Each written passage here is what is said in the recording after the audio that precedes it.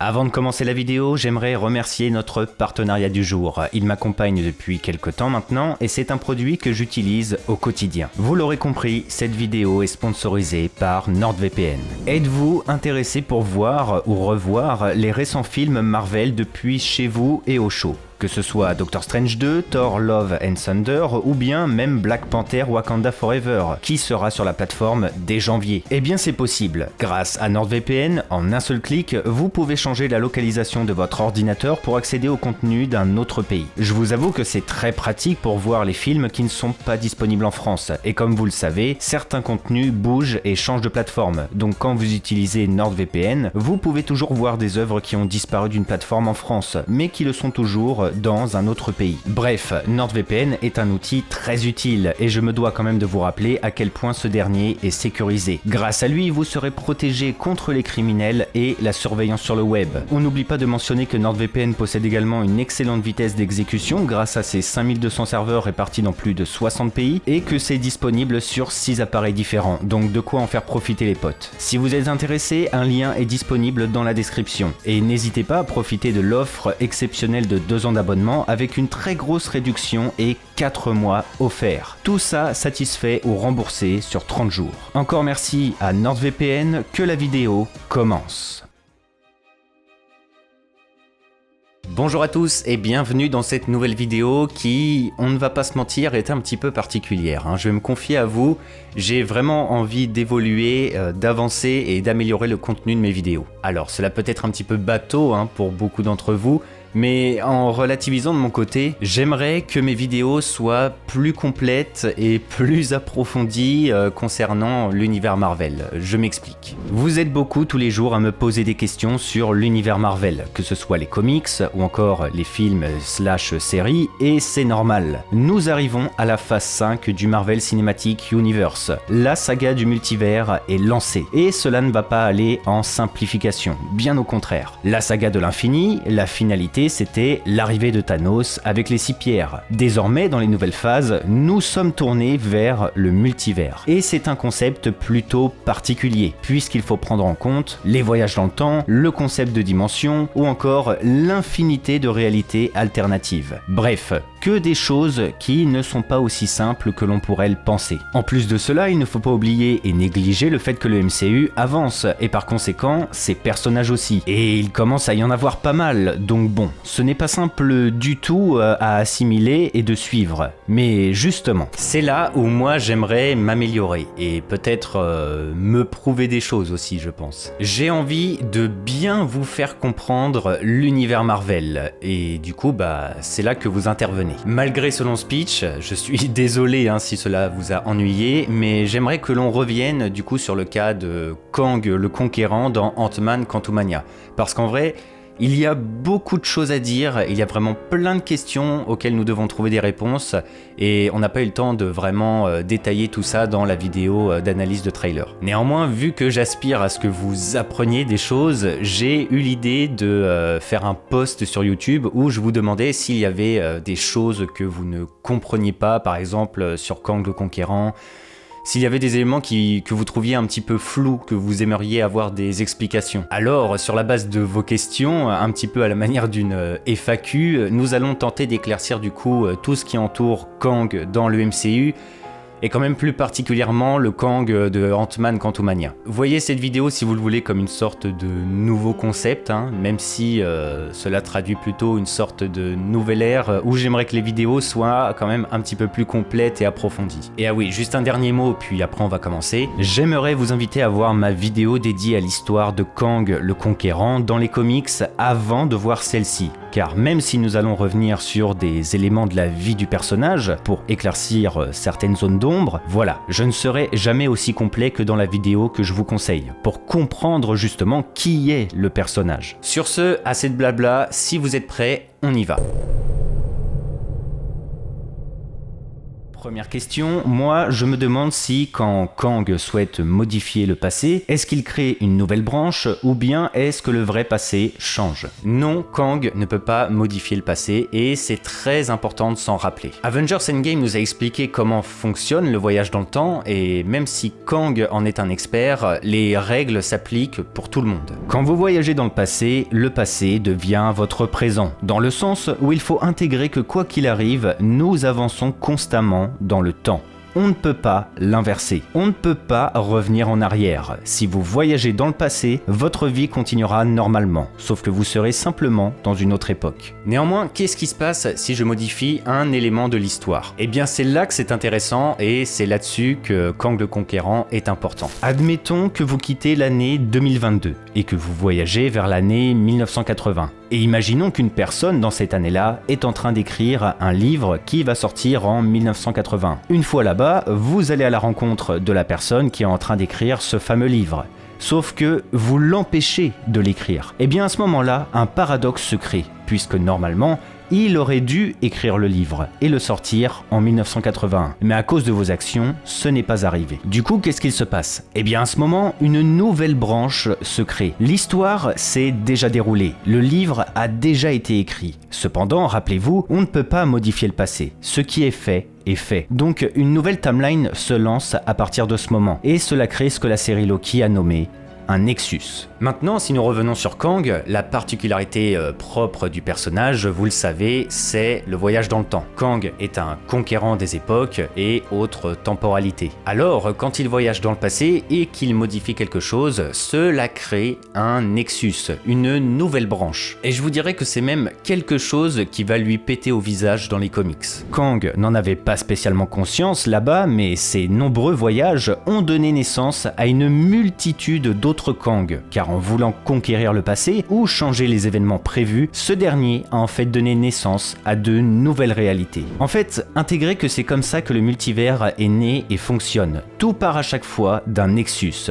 Vous avez votre trame principale, un Nexus apparaît, une nouvelle réalité est née, et nous pouvons continuer comme ça indéfiniment. Tout ça permet du coup de nous proposer une infinité de variétés d'univers. Prenons l'exemple de Doctor Strange in the Multiverse of Madness. Le producteur nous a partagé la possibilité que le Nexus qui a engendré l'univers 838 serait la réussite de la création d'Ultron par Tony Stark. Par conséquent, vu qu'Ultron est fonctionnel, les Avengers n'ont plus besoin de travailler. Alors, ils ont pris leur retraite et à terme, cela a donné naissance au groupe secret des Illuminati. Bref, nous commençons à nous égarer, mais imaginez ce fonctionnement avec le personnage de Kang. Kang, à cause de ses voyages, crée une multitude d'autres Kang, des variants. Et ces derniers, vu qu'ils voyagent aussi dans le temps, donnent naissance à d'autres Kang, etc., etc.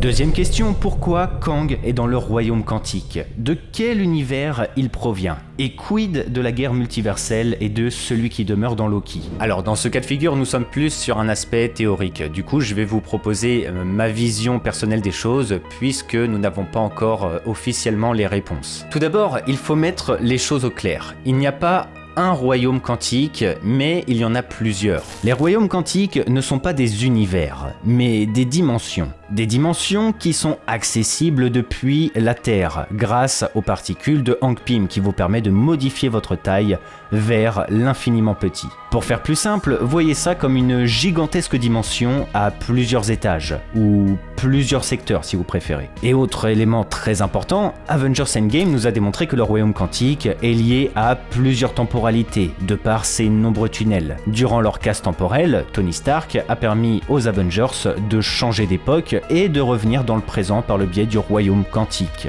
Du coup, rien qu'avec cela, pour moi, c'est clair comme de l'eau de roche concernant Kang. Mais bon, je peux me tromper. Nous sommes face, pour moi, au Kang le Conquérant de la réalité 616, c'est-à-dire la réalité principale que nous suivons via les films et séries.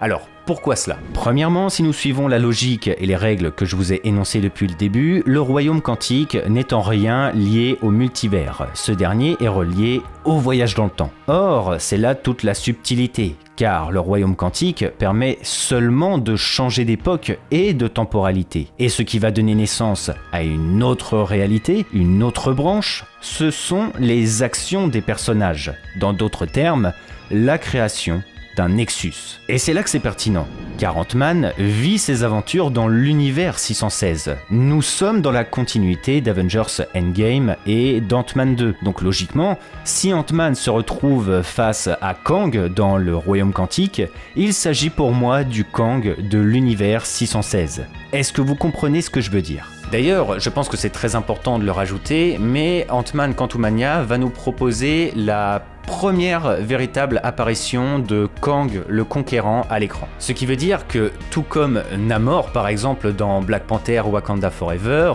ou encore America Chavez dans Doctor Strange 2, Marvel va nous introduire le personnage. Cela va être un premier aperçu. Ils vont nous donner possiblement une origin story. Donc voilà, on ne peut pas faire face directement à un suprême Kang qui a déjà tout vu, tout vécu.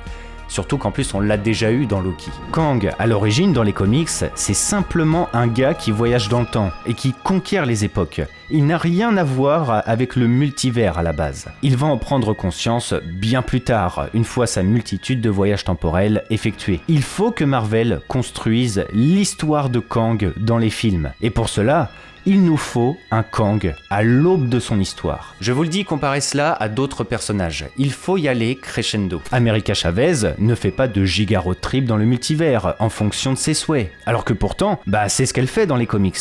Non, ils prennent le temps d'introduire le personnage et les concepts qui l'entourent. America Chavez prend le temps de comprendre son pouvoir et elle fera des dingueries bien plus tard. Là, c'est pareil avec Kang. Il faut que le spectateur lambda comprenne le personnage. Qui il est, pourquoi il se fait nommer Kang le Conquérant, quels sont ses pouvoirs. Et bien plus tard, nous aurons les enjeux du multivers et tout ce qui s'ensuit. Du coup, par rapport à ce que je disais, pour moi, dans Ant-Man, nous allons faire face au Kang le Conquérant de la réalité 616. Et par rapport aux comics, son origin story colle parfaitement avec cette idée. Normalement, celui qui se fait appeler Kang est à l'origine Nathaniel Richards, et c'est un brillant scientifique du 31e siècle. Ce dernier va découvrir les travaux du Dr Doom, qui est le premier personnage des comics à avoir découvert le voyage dans le temps. Et basé sur les travaux de ce dernier, Nathaniel va appréhender puis comprendre le voyage dans le temps et va commencer à voyager jusqu'à changer d'identité à plusieurs reprises et devenir à terme Kang le Conquérant. Là, par rapport à ce qui a été instauré dans le MCU, nous pourrions faire sensiblement la même chose. C'est-à-dire que, et c'est une vieille théorie que je vous avais proposée à l'époque, mais en gros, que Kang aurait découvert les travaux de Tony Stark depuis son lointain futur. Et vu que les travaux de Tony concernant le voyage dans le temps sont basés sur le champ quantique, eh bien Kang ferait la même chose. Donc voilà,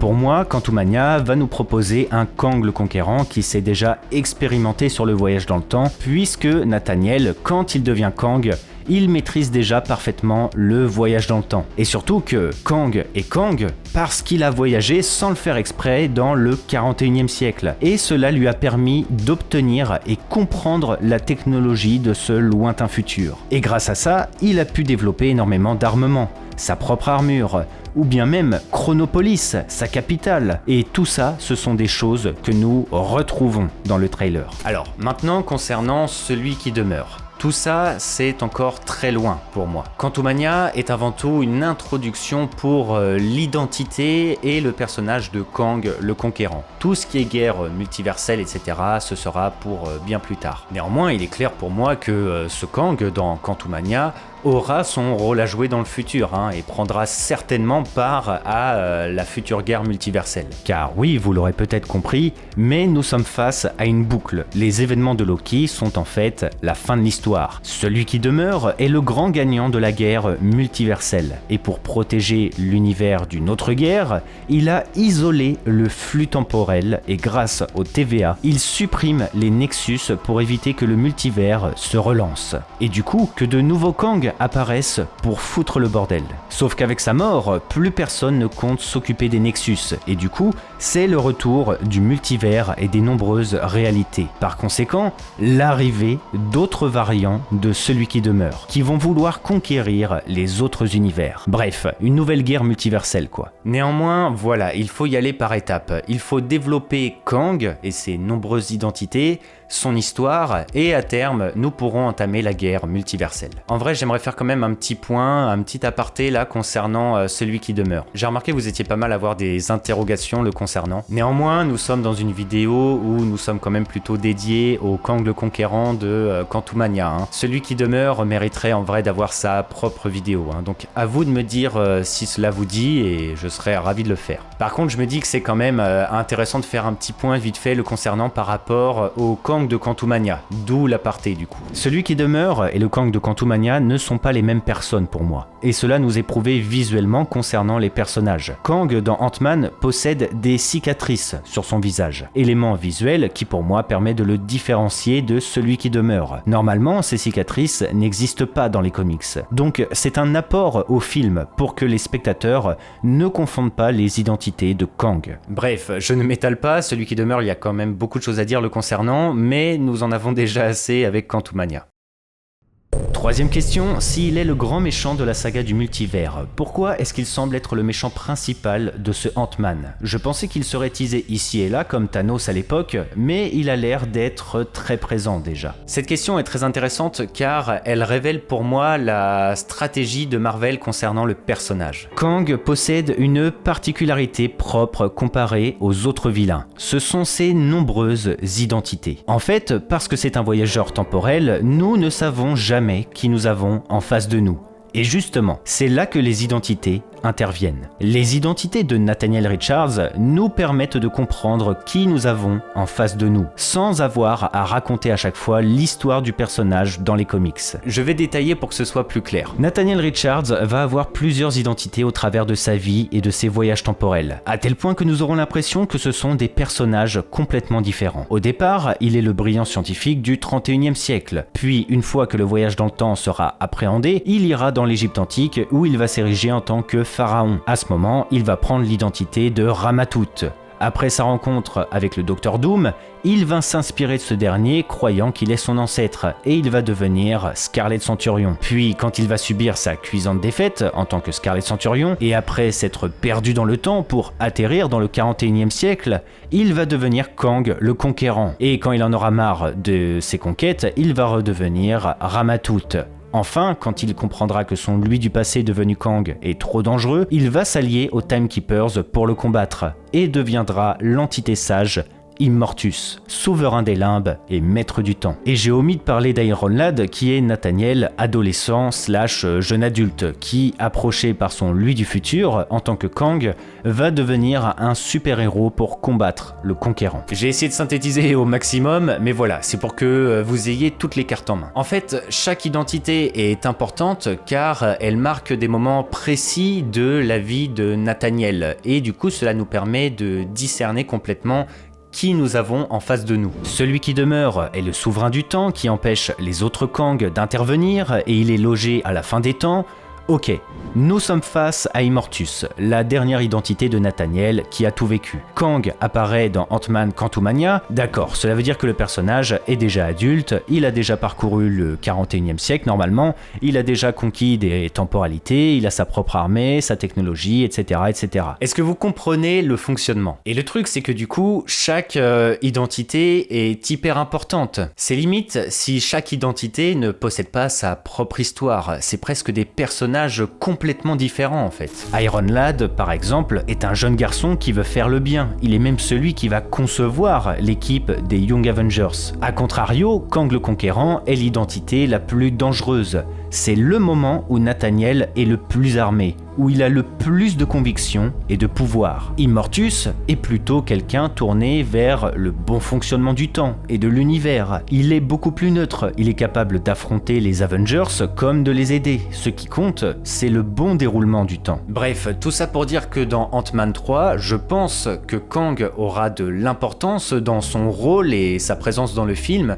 tout simplement car Marvel souhaite pour la première fois nous introduire l'identité de Kang le Conquérant. Tout comme ils ont introduit l'identité d'Immortus, renommé cette fois-ci en Celui qui demeure, dans la série de Loki. Et à mon avis, ils vont continuer comme ça jusqu'aux événements de Avengers The Kang Dynasty. Ils vont introduire une à une les grandes identités de Nathaniel pour que nous soyons familiers avec chacune d'entre elles. Puis après ça partira en guerre. Donc en relativisant, c'est une certaine forme de teasing. Ils amènent petit à petit les identités.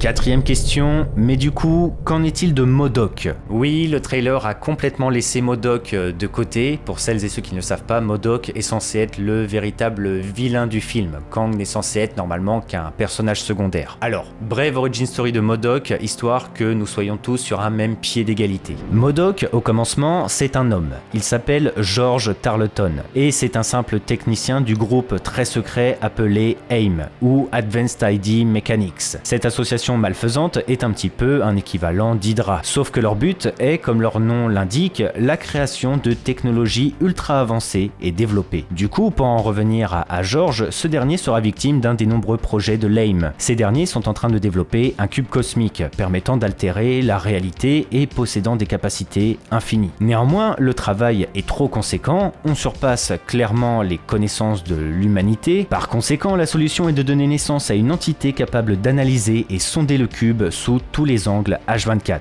ce qui permettra d'augmenter la productivité et alléger les efforts scientifiques. George, simple technicien, sera alors désigné pour devenir le projet MODOK, un homme qui va devenir un super ordinateur vivant. Malheureusement pour les scientifiques de l'AIM, en créant une entité aux capacités et à l'intelligence supérieure, MODOK va naturellement devenir mégalomane et va commencer à ressentir une ambition qui dépasse celle des simples mortels. MODOK va donc se rebeller et annihiler ses créateurs avant de prendre le contrôle de l'AIM. Par rapport au MCU maintenant, comment relier MODOK et Kang et du coup Ant-Man Quantumania? De par certaines informations relatées concernant le film ainsi que le trailer, nous savons qu'Ant-Man va travailler pour Kang le Conquérant. Comme démontré, Scott et son équipe vont se retrouver bloqués dans le royaume quantique et Kang aurait apparemment les moyens de le faire rentrer chez lui. Sauf que, comme il le dit lui-même, c'est donnant-donnant. Donc Ant-Man va devoir faire quelque chose pour Kang en échange de rentrer chez lui. Et c'est là que c'est intriguant, car qu'est-ce qui pourrait intéresser Kang et pourquoi Ant-Man est si utile à ses yeux? Surtout que, vu que nous savons que MODOK est le méchant du film, cela veut dire qu'il y a quelque chose en lien avec MODOK qui pourrait intéresser Kang le Conquérant. Ou alors que MODOK est également intéressé par la même chose que Kang le Conquérant. Je vous avoue que tout ça, cela me gratte un peu la tête car il y a énormément de possibilités et de réécriture. Le cas de figure le plus probable, celui que tout le monde pense, Kang est bloqué dans le champ quantique. En fait, déjà cela expliquerait pourquoi ce dernier n'est jamais intervenu auparavant. Mais surtout, élément très intéressant, cela pourrait donner une réécriture possible de son histoire. Dans ses aventures, cela arrive que Nathaniel se retrouve bloqué temporairement à cause de ses voyages temporels, ce qui fait qu'il se retrouve en quelque sorte prisonnier, entre guillemets, très vite fait, d'une époque. Et un moment qui traduit parfaitement cette idée, c'est quand il va atterrir sans faire exprès au 41e siècle. Là-bas, il va découvrir un monde en ruine, où l'humanité est en pleine autodestruction. Cependant, c'est également durant cette période qu'il va découvrir les nombreuses avancées technologiques du futur. Et grâce à cela, il va pouvoir donner naissance à son identité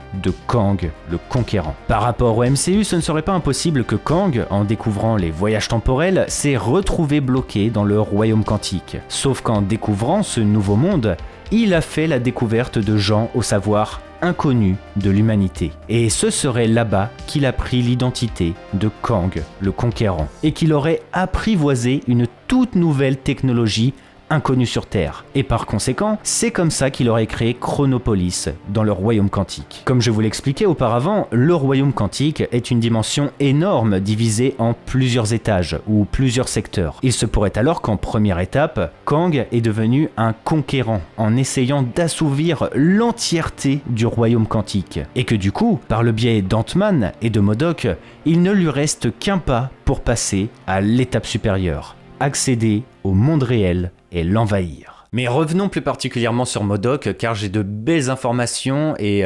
théories à vous fournir. Normalement dans les comics, Kang et MODOK n'ont rien à voir. Cependant, pour le MCU, en réalité, il ne pourrait y avoir qu'un pas. Premièrement, l'origin story de MODOK peut être adaptée à celle de Kang le Conquérant. C'est une théorie que je vous ai déjà rapidement partagée, mais en gros, MODOK est un humain génétiquement modifié en superordinateur, dû aux actions de brillants scientifiques orientés dans la technologie. Comment vous dire que Kang est un brillant scientifique et un véritable expert de la technologie? Ce dernier, pour le MCU, pourrait complètement être le créateur de MODOK, qui au final se serait rebellé comme dans les comics contre son créateur. En plus de cela, il y a une question qui mérite d'être soulignée, c'est que le film se déroulerait entièrement dans le royaume quantique. Du coup, si MODOK est le méchant du film, il serait également dans la dimension. Alors, pourquoi je pense ça? Eh bien tout simplement du fait qu'Ant-Man est bloqué dans le champ quantique, sans pouvoir le quitter. Mais surtout, car Kang est là-bas aussi. En fait, ce que je trouve incohérent, ce serait l'idée que Kang puisse sortir du champ quantique tout seul. Parce que si c'est le cas, pourquoi Quantumania en fait? Kang aurait déjà envahi des temporalités, et surtout, s'il a le moyen de voyager tout seul, il est en capacité de développer son équipement, pour à terme amener son armée et ses armes avec lui. Rien ne pourrait véritablement le freiner. Il a besoin de tels artefacts, il se rend là-bas et le ramène, etc., etc. Donc voilà, tout cela me conforte dans l'idée que MODOK serait dans le champ quantique. Mais il existe également de tout petits détails qui peuvent amener pourquoi pas des réponses. Comme je vous disais dans les comics, MODOK est issu de l'AIM, une association malfaisante et secrète orientée dans les avancées technologiques. Et ce qui est intéressant, c'est que l'AIM existe dans le MCU. Le groupe est l'antagoniste du film Iron Man 3, et c'est à ce moment où vous devez me dire « Ok, d'accord, c'est vrai, sauf qu'à la fin du film, le dirigeant de l'AIM est mort et nous n'avons plus jamais revu cette association dans l'univers des films. » Eh bien, c'est là qu'un détail peut tout changer. Attention, c'est le moment de la grosse théorie. Dans la série Loki, et plus précisément dans l'épisode 1, Sylvie va attirer les Minutemen du TVA dans l'année 1858 à Salina dans l'Oklahoma. Cette dernière va tendre un piège aux gardes en train de la traquer, et pour ce faire, elle va utiliser une pelle à minerai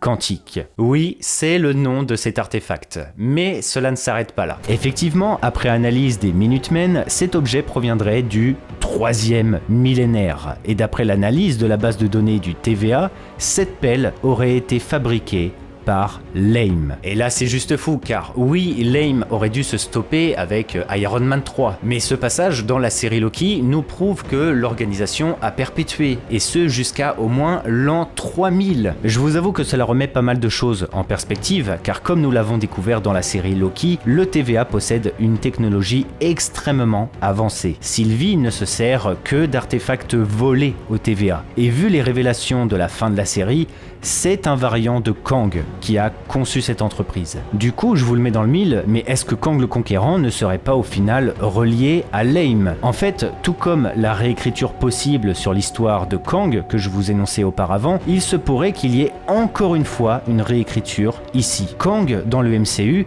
aurait possiblement atteint un stade avancé de technologie qui lui aurait permis de se développer dans le champ quantique grâce aux travaux de l'AIM, contrairement aux comics où c'est le 41e siècle qui lui a apporté tout ce savoir. Mais je pense qu'il faut que je sois un petit peu plus clair. Essayons de réagir chronologiquement parlant. Si je récapitule la théorie, Nathaniel est né au 31e siècle. Il est un brillant scientifique qui va découvrir le voyage dans le temps, grâce aux travaux de Tony Stark. Une fois dans le royaume quantique, Nathaniel dompte cette nouvelle dimension et les nouveaux savoirs qui lui sont apportés et devient Kang le Conquérant. Une fois tout ça, il crée Chronopolis, son quartier général où il planifie ses conquêtes, il crée MODOK, bref, il se développe et tout ça grâce à la technologie et au savoir développé par l'AIM. Après, est-ce que Kang a apprivoisé la technologie de l'AIM parce qu'il travaillait avec eux dans le futur, ou bien parce que l'AIM était déjà dans le royaume quantique avant Nathaniel? Cela reste encore à définir. Mais par la suite, vu que un Kang va devenir celui qui demeure et est le créateur du TVA, et que lui et ses variants sont tous sensiblement pareils, cela veut donc dire que la technologie de l'AIM est une technologie qui va aider à développer le TVA et ainsi de suite. Enfin bon, c'est juste de la théorie, hein, mais bon, c'est toujours un vrai plaisir de chercher dans les petits détails pour deviner le MCU. Et écoutez, je pense que cela va être la fin de cette vidéo. J'espère qu'elle vous aura apporté certaines réponses. Bien évidemment, cela ne traduit que ma pensée et mes interprétations. Peut-être que tout ce que j'ai dit, mes théories seront fausses, mais le but, c'est avant tout pour que vous appreniez des choses sur Kang le Conquérant. Ce n'est pas dit que l'on ne recommence pas l'exercice de faire une vidéo sur Kang, parce qu'en vrai, il y a vraiment beaucoup de choses à se dire, il y a beaucoup de pistes, mais voilà, nous pourrons le faire en temps voulu. J'espère que la vidéo vous aura plu. N'hésitez pas à me faire un maximum de retours en commentaire et à partager vos avis, vos théories et puis vos questions. Je tenterai de répondre si vous avez des interrogations. Sur ce, n'oubliez pas de vous abonner, n'oubliez pas non plus de laisser un pouce bleu qui me soutient beaucoup. C'était Argorok, que le Lionheart soit avec vous. Allez, ciao tout le monde.